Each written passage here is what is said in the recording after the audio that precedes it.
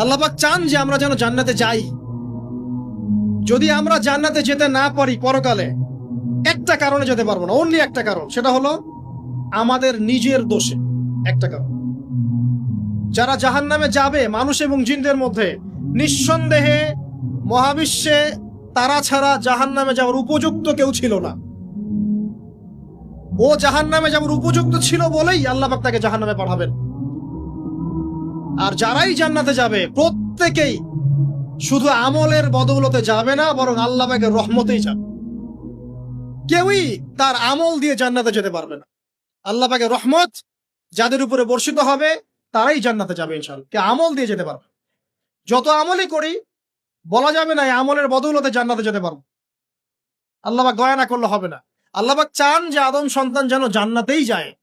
এই কারণেই সৃষ্টি করা, এই কারণেই আপনার ওহীভিত্তিক গ্রন্থগুলো পাঠানো, এই কারণে নবী রাসূল পাঠানো, আলেম ওলামা সৃষ্টি করা, মানুষকে সতর্ক করা, হায়াত দেয়া, বারংবার জীবনে চলতে ফিরতে আপনাকে অ্যালার্ম করা হয় আল্লাহর পথে ফিরে আসেন, আল্লাহর পথে ফিরে আসেন।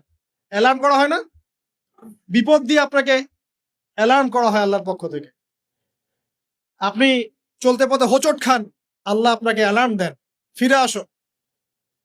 চলছেন বিপথে, আল্লাহ পাকে অ্যালার্ম দেন, ফিরে আসো। আল্লাহ পাকের পক্ষ থেকে কিন্তু এগুলো আসে। অদ্ভুত একটা হাদিস বললাম, অদ্ভুত বলতে বুঝি অ্যামেজিং হাদিস। যে একজন সাহাবী বলছেন, সালমান রাদিয়াল্লাহু আনহু, তিনি বলছেন যে যখন মুমিনের উপর বিপদ আপদ বালা মুসিবত আসে, তখন মুমিনের এই বিপদ আপদ বালা মুসিবত রোগ শোকের বদৌলতে আল্লাহ পাক তার গুনাহগুলোকে মাফ করে দেন এবং তার মর্যাদাকে বাড়িয়ে দেন, এবং সে আল্লাহর দিকে ফিরে আসার অনুশোচনা করার সুযোগ পায়।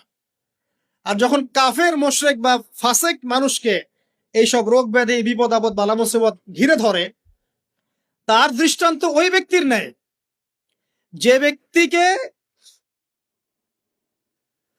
তার দৃষ্টান্ত সেই উটের ন্যায়, তার দৃষ্টান্ত সেই উটের ন্যায় যে উটটাকে তার মালিক বেঁধে রেখেছে, এরপর ছেড়ে দিয়েছে। সে উটটা বুঝতে পারলো না কেন তার মালিক তাকে বেঁধে রাখলো আর কেনই বা তাকে ছেড়ে দিল। কথাটা কি বুঝতে পারছেন?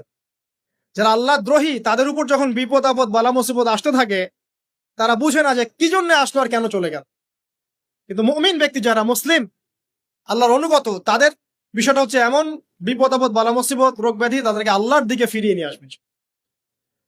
দেখুন, এই যে পৃথিবীতে নামিয়ে দেয়া, এরপর আল্লাহর পক্ষ থেকে ঐশী গ্রন্থগুলো পাঠানো, নবী রাসূল পাঠানো, আলেম ওলামা পাঠানো, আপনাকে হায়াত দেয়া, আপনাকে রিজিক দেয়া, এই শ্বাস নেয়ার ক্ষমতা দেয়া, আপনাকে জ্ঞান বুদ্ধি দেয়া, বিবেক দেয়া, 3 বেলার খাবার, পোশাক, স্ত্রী সন্তান, কি দেয়নি আল্লাহ রাব্বুল আলামিন।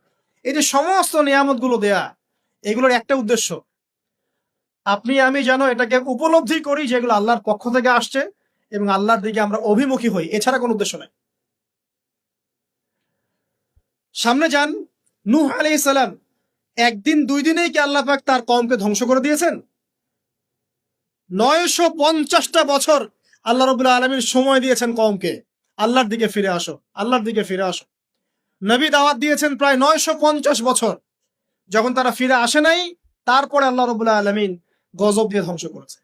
কারণ আমি বলেছি একটা কথা, আল্লাহ পাক শুধু রহমানুর রহিমই নন, বরং তিনি কিন্তু কঠোর শাস্তিদাতা, শাদীদুল ইকাব বটে। সামনে আরো যান, ইব্রাহিম আলাইহিস সালাম, একা একটা মানুষ নমরুদের সাথে ফাইট করছেন, আগুনে ফেলেই দিল, সে আগুনকে আল্লাহ পাক ঠান্ডা করে ফেললেন। এটা কি আল্লাহ পাকের দয়া নয়? তার সন্তান ইসমাইলের কুরবানিটা দেখেন, আল্লাহ পাক বলেছেন কুরবানি করো, তিনি ডানে বামে প্রশ্ন করেন নাই। আমরা হলে প্রশ্ন করতাম, কেন করব? শিশু সন্তান, নিষ্পাপ, এটার কোনো যুক্তি আছে কিনা, লজিক আছে কিনা? তিনি কোনো লজিক দেখতে যাননি, আল্লাহ পাক বলেছেন করেছে। আল্লাহ রাব্বুল আলামিন তার এই ঘটনাটাকে তো সম্মানিত করলেনই, কিয়ামত পর্যন্ত কিন্তু এই ঘটনা মানুষ স্মরণ করবে। দয়া দেখেন, তার সন্তানের খাবার নাই, পানিও নাই, অলৌকিক ভাবে আল্লাহ রাব্বুল আলামিন জামজাম কূপ সৃষ্টি করলেন, কিয়ামত পর্যন্ত থাকবে ইনশাআল্লাহ। দয়া নাই?